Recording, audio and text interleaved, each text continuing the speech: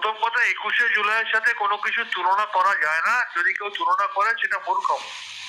তার কারণ নওশাদ সিদ্দিকীও আজকে যে ভোটার আই কার্ড নিয়ে নিজের ভোটে ভোট দিতে যান, সেটাও 21শে জুলাইয়ের 1993 মমতা ব্যানার্জির ঐতিহাসিক আন্দোলনের ফসল হিসাবে। উনি বললেন যে নওশাদ সিদ্দিকী সাহেবকে বললেন যে তিনি যে ভোট দিতে যান পরিচয়পত্র নিয়ে, তানার ফসল এই 21শে জুলাইয়ের ফসল। এটা 21শে জুলাইয়ের ফসলের ফলে তিনি ভোট দিতে যান সচিত্র পরিচয়পত্র নিয়ে ভোট কেন্দ্রে। এটা একটা বিকৃত তথ্য, একেবারে সম্পূর্ণ বিকৃত তথ্য। কারণ আপনারা জানেন, শান্তনু সেন বাবুকে আমি বলতে চাই, আপনি টিএন সেশনের নাম শুনেছিলেন? টিএন সেশন কে বলুন তো? তার সম্পর্কে কিছু জানেন?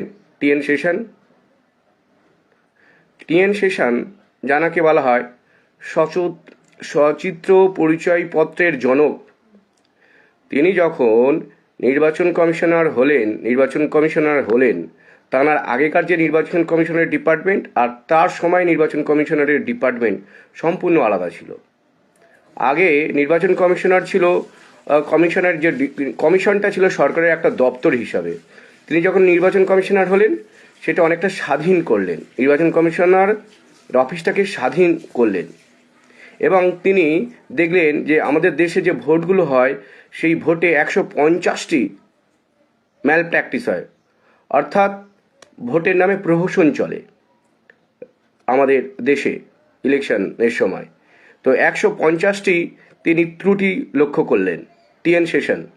কখন তিনি ত্রুটি লক্ষ্য করলেন? যখন তিনি নির্বাচন কমিশনার হলেন, তখন পিভি নরসিংহ রাও হচ্ছেন দেশের প্রধানমন্ত্রী। টিএন সেশনকে, কারণ ইতিমধ্যে টিএন সেশন অনেক নাম যশ করেছেন। তিনি আইএস অফিসার ছিলেন, তামিলনাড়ুর ছেলে, এবং তাঁর বোল্ড ম্যান হিসাবে পরিচিত ছিল। সেই জন্য যে তখনকার সরকার ভেবেছিল টিএন সেশন একমাত্র পারে যে নির্বাচন কমিশনারের অফিস এবং নির্বাচন কমিশনের যে প্রোটোকল সেগুলো বাস্তবায়িত করতে পারে। সেই জন্য টিএন সেশনকে দায়িত্ব দেওয়া হলো এবং নির্বাচন কমিশনার করা হলো। এবং তিনি নির্বাচন কমিশনের দায়িত্ব নেওয়ার পর তিনি সমস্ত কিছু সার্ভে করলেন যে ইলেকশন করার সময় সাধারণ মানুষ কোন কোন ক্ষেত্রে বঞ্চিত করে এই রাজনৈতিক দলগুলো। তিনি সমীক্ষা করলেন এবং প্রচুর ডকুমেন্ট সংগ্রহ করলেন। সেই সমস্ত তথ্যগুলো সংগ্রহ করে তিনি দেখলেন 150টি ত্রুটি তাঁর নজরে পড়লেন।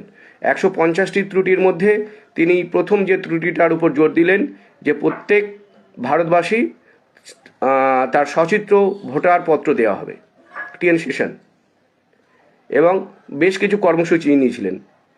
এই টিএন সেশন জানাকে বলা হয় ভোটের সচিত্র পরিচয়পত্রের জনক।